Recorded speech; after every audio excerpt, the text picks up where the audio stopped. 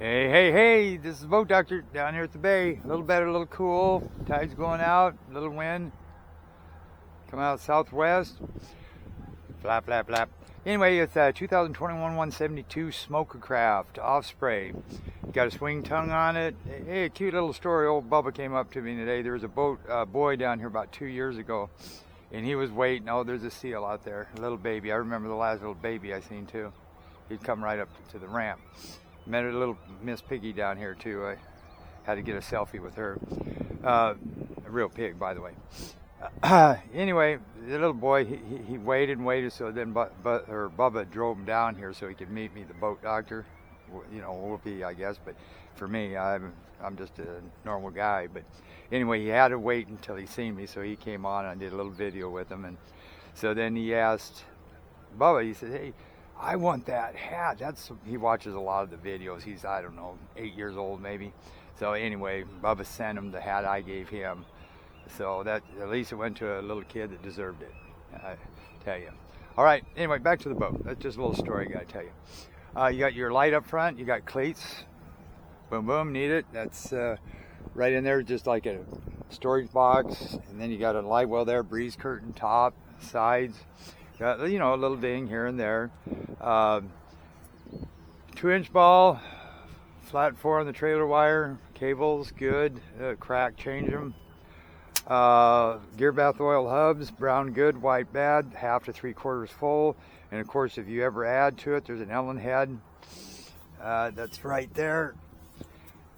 Make sure you put a level on that trailer, make sure it's perfectly level. It's 90 weight gear oil. Just add it until it's halfway, walk away for 15 minutes, add until it's half, walk away for 15 minutes, don't overfill it. If it is, drain some out.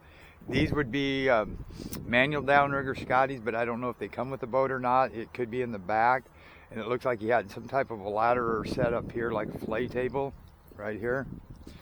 He's got, ooh, he hit there, I never noticed that, right there. Boy, he must have hit hard actually. He didn't do it, you know, to the boat it ain't gonna do nothing, but I mean, this is pretty stout right here, so that's pretty good that it didn't dent it all the way in. Reverse chine, that's your live well pickup, so if you ever see a screen on the back, and then you see over there, that's the drain, that's your main drain plug. It's a 13 by 15 inch prop. It's a 70 horses, perfect for this boat. 60 would work, but that's ideal.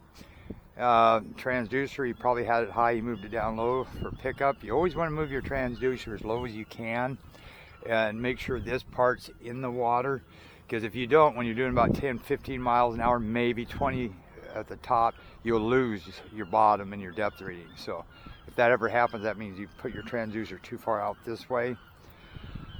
Nice wide boats, stainless steel prop shaft, drive shaft, of course, 2 coats of clear, 2 coats of primer. They're saltwater protect. You got zincs, you got internal zincs. This is your freshwater flush. If you're moored somewhere or you want to do a quick flush, you just unscrew this. See how that's loose? Just hand tighten that. If this thing was off the whole day and you noticed water was coming out, it didn't hurt nothing. Just put it back on and tighten it up, but don't over tighten it. But do not start the motor if you use this one. And I would still say if you use that, I would still use your earmuffs at least a couple times out of 10. I'd say maybe every 5th time you use those. So a lot of the lakes get real brackish. So if that stuff stains the side of your boat, what do you think it's doing to the inside of the motor? Primer bulb right there, fuel tanks right there. Just needs a good cleanup. Zipper is missing off over here. I put that in my notes. Anchor light worked right here. Load guides, gear bath oil still good. White bad, brown good. YGA 5650R. You've got a Humminbird sonar, colored fish finder. You've got a amp gauge, speed gauge, tag, fuel. I think he's got about half a tank. He's got a live well, he's got a bilge pump. And then I'll show you how she runs out there. Cup holders, dual batteries, water separator. No, yeah, dual batteries, one here, one over there. Look like fairly new. 10 micron Yamaha. Change that once a year. That's a water separator. I call it that more than a particle, but it does keep particles from getting to your motor. If you get water in those, you can sometimes get the water out and still run. You get aftermarket ones like Sierras and SR 322s and stuff like that. They only have like 1 to 2. Okay, so if you get water in it, you could plug that.